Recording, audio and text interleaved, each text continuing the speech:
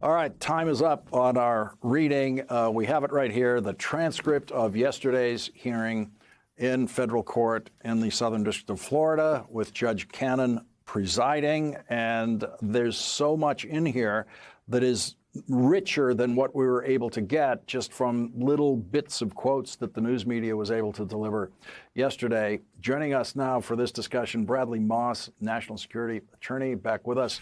Attorneys Harry Litman and Glenn Kirshner, both former federal prosecutors. And I just want to begin with one quick point, because this was the thing that I was really in the most suspense about in the whole thing, which is, how did Judge Cannon conduct this hearing? Did you see anything in here that Judge Cannon got wrong? Bradley Moss, let's start with you. No, Lawrence, I really didn't. I thought she handled the hearing quite fine. She let the government educate her on how the CIPA process is going to work, you know, the amount of discovery that's already been produced and what they've got coming down the pipeline to produce to Trump's lawyers. And she kind of held Trump's lawyers, you know, particularly Todd Blanche, you know, held his feet to the fire. He tried to hem and haw and tried to bounce around, you know, what the time frame would be for motions, how much, you know, time they really need. She didn't really play into that game. So I thought she did just fine. Hearing went exactly as I would have expected a hearing like that to go.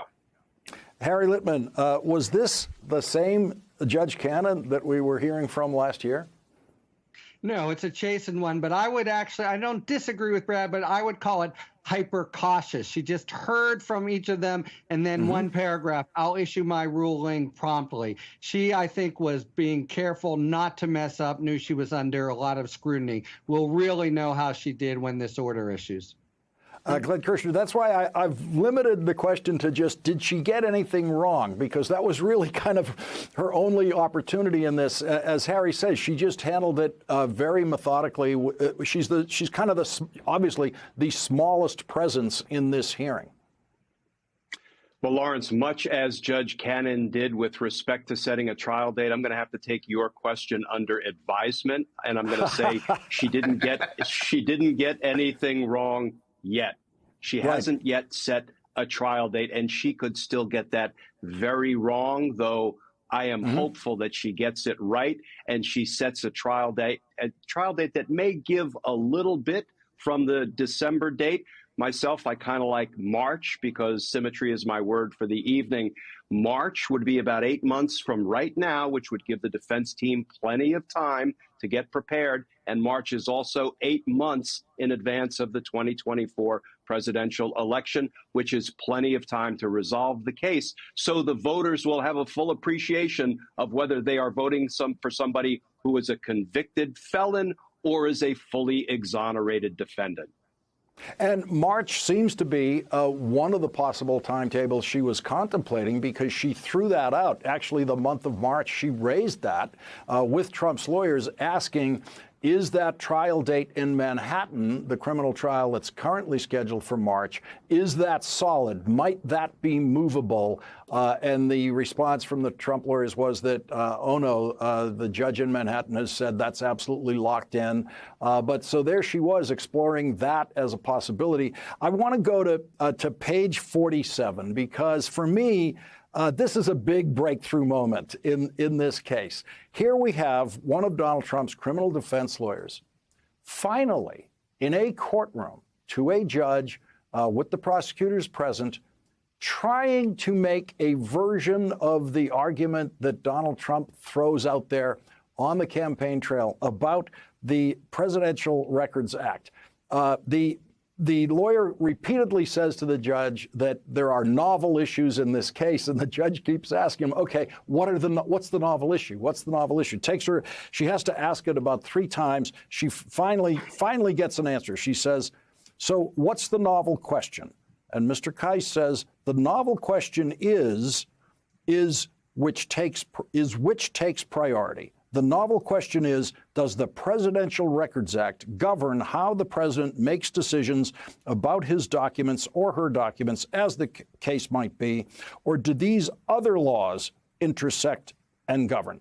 We are going to maintain the position that the Presidential Records Act governs, because that is what governs how the president manages and disposes of information in his possession during his term of office.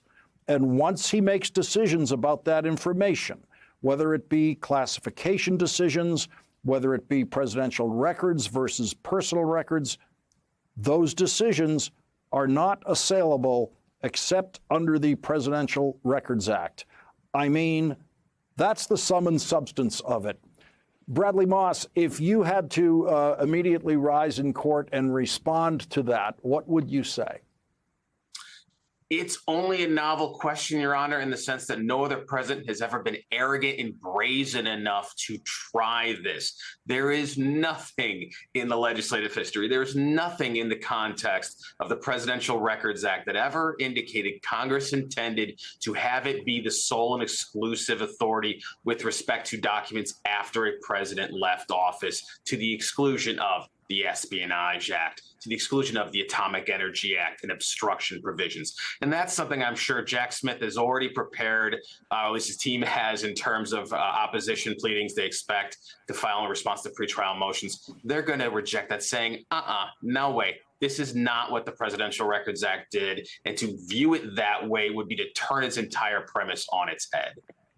Harry Litman, I'm just going to reread one sentence of this speech, which is so crucial because we've been waiting for this for a very long time to try to see if a Trump lawyer could possibly put this into anything that sounded legal.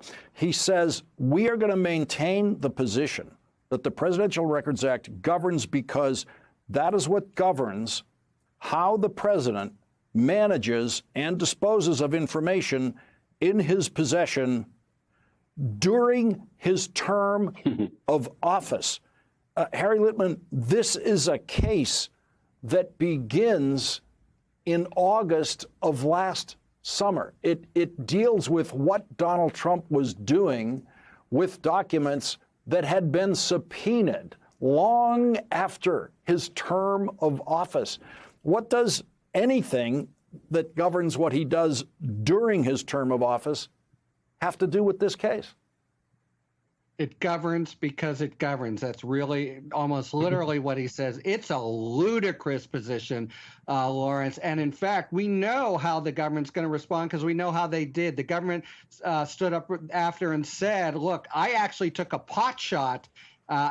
He was, almost abashed about it because the briefing made it so clear that the position is a non-starter. It is not a criminal statute. It has nothing to do with the charges here at all. And the immediate question here is one way in which the hyper-cautious judge could have been a little sharper with the defense. She could have really said, can you give me any case, anything at all? Because there is nothing. And this, to the extent they want to continue to propound this as their basic theory, it's besides a total loser, it should take up zero additional time. No argument about delay. It's just a clean and meritless legal position. Loser, any way you look at it, is how the courts used to call it.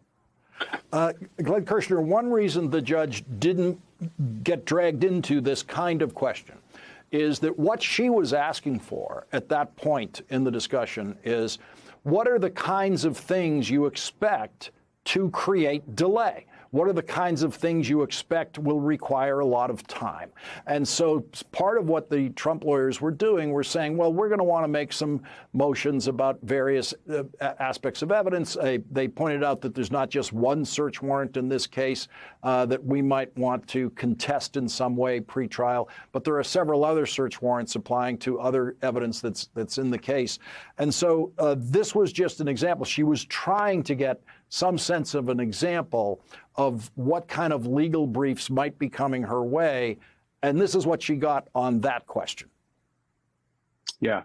Litigating motions is usually baked into the scheduling of the case. And whether the motions are routine or novel really doesn't impact how long it's going to take or when a trial date should be set. Frankly, I think it's rich that Donald Trump's new mantra seems to be election interference. It was witch hunt. Election interference seems to be overtaking that as his most often, raised complaint. And yet The prosecutor has never tied the proposed trial date to anything political, and yet the defense team feels completely comfortable saying, Judge, we want the trial after the 2024 presidential election, which is the defense in a very real sense, tying the law to politics and making a request based really on an election cycle, which almost feels a little like election interference.